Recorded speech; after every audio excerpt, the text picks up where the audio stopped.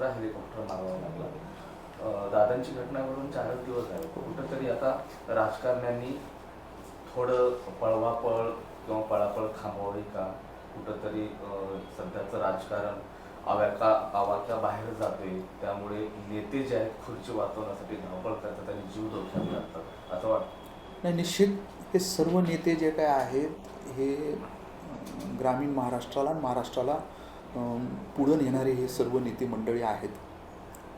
जेव्हा एक राज्यस्तरावरचे नेते जे एका संविधानिक पदावर जबाबदारीनं काम करत आहेत यांच्या बाबतीतले काही प्रोटोकॉल त्या ठिकाणी असतात की चॉपर असू द्या किंवा तुमचं एअरक्राफ्ट असू द्या, ते कोणत्या ह्याचं असलं पाहिजे, त्याचे ते 3 इंजिन 4 इंजिनचे जे काय आहेत किंवा 2 इंजिनचं जे काय सिंगल इंजिनचं चॉपर हेलिकॉप्टर हे असू नये, अशा पद्धतीचे सगळे काही प्रोटोकॉल आहेत. ते सर्व प्रोटोकॉल हे काळजीनं पाळले गेले पाहिजेत. वेळेवर जर का आपल्याला त्या ह्याचं चॉपर असू द्या एअरक्राफ्ट असू द्या हे मिळालं नाही तर आपण घाई गडबडीमध्ये जे असेल उपलब्ध त्याच्यात आपण प्रवास करत असू तर ह्या सर्व नेते मंडळीवर महाराष्ट्राची जबाबदारी आहे. आपल्या महाराष्ट्रातील लोक या सर्व नेते मंडळीकडे अशा अपेक्षेने पाहत असतात. त्यामुळं सगळ्यांनीच काळजी घेणं गरजेचं आहे. पंकजाताईंसोबत काही बोलणं झालं हे सकाळी अशी घटना घडली नाही, मीही समाज माध्यमावर ते घटना जी काही आहे ती पाहिल्याने माझं काही बोलणं नाही. त्याच्यामध्ये आलेल्या ज्या काही गोष्टी आहेत त्या सार्वजनिक ह्या निश्चितपणानं झाल्या पाहिजेत. सगळ्या महाराष्ट्राला कळलं पाहिजे की नेमकं काय झालं आहे. संवाद व्हायचा बीडच्या विकासाच्या अनुषंगाने, तर या दुर्दैवी घटनेच्या पूर्वी संवाद झाला का आणि काय तयारी? मला 25 तारखेला जे आहे मला फोन त्यांचा आला. नांदेडला ते गुरुद्वारामध्ये कार्यक्रम माननीय मुख्यमंत्र्याचा त्यांचा होता.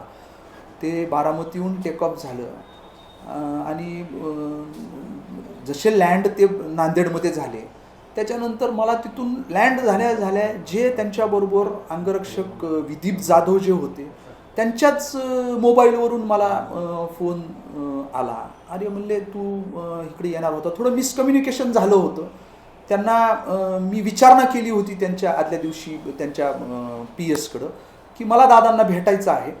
तर दादांचं विचारून मी नांदेड एअरपोर्टवर येऊ का बारामतीला पहाटे येऊ अशा पद्धतीचं दादांना विचारून मला सांगा असा मी त्यांना विचारणा केली होती. परंतु त्यांनी मला निरोप दिला नाही. त्यांनी दादांना सांगितलं. मग दादांना असं वाटलं की मी नांदेडला येणार. त्यांनी लँड झाल्या मला फोन केला.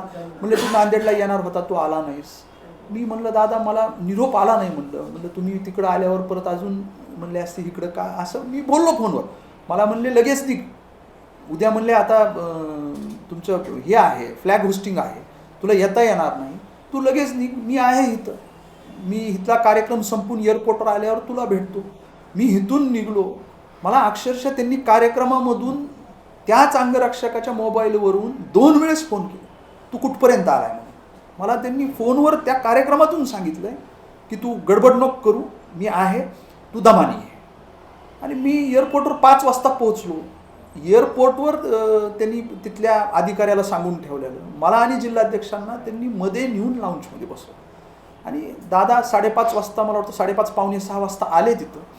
आणि आमची लाऊंजमध्ये एक 10 मिनटं आमची चर्चा झाली. तीच शेवटची माझी त्यांची चर्चा होती. आणि त्यांनी मला तिथंही सांगितलं की नगरपालिकेचा निकाल हा अतिशय आपला चांगला आलेला आहे.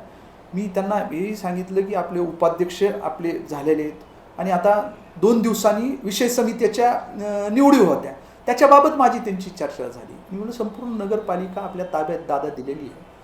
दादा मला म्हणले हे आता माझ्या मागचं हे जिल्हा परिषद पंचायत समितीची निवडणूक होऊ दे, आपण बीड नगरपालिकेच्या बाबतीतली एक सगळ्या ह्याची बैठक सर्व नगरपालिकेच्या संदर्भातल्या अधिकाऱ्यांची, बीड जिल्हाधिकाऱ्यांची ही मुंबईला आपण बैठक लावू आणि बीड नगरपालिकेची पाणीपुरवठा योजना ही आपल्याला कशी सुरळीत करता येईल हे मी स्वतः जबाबदारी घेतो, आपण पाहू त्याचं काय करायचं काय नाही. एवढी चर्चा माझी त्यांची झाली.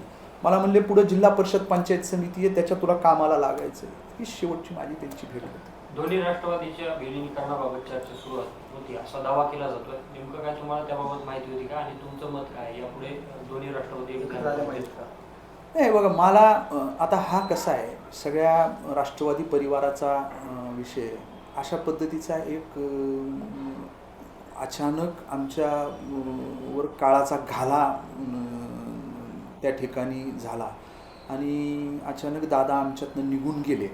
तो विषय मागच्या काळात अनेक दिवसापासून चर्चेत हा निश्चितपणानं होता, परंतु याच्यामधनं आता बाहेर निघल्यानंतर तो राष्ट्रवादी जे सर्वच विधिमंडळ पक्ष असेल किंवा ज्येष्ठ सर्व नेते असतील यांच्यावर बसून चर्चा होऊन त्याच्यामध्ये काहीतरी सर्वानुमते मार्ग निघणार आहे.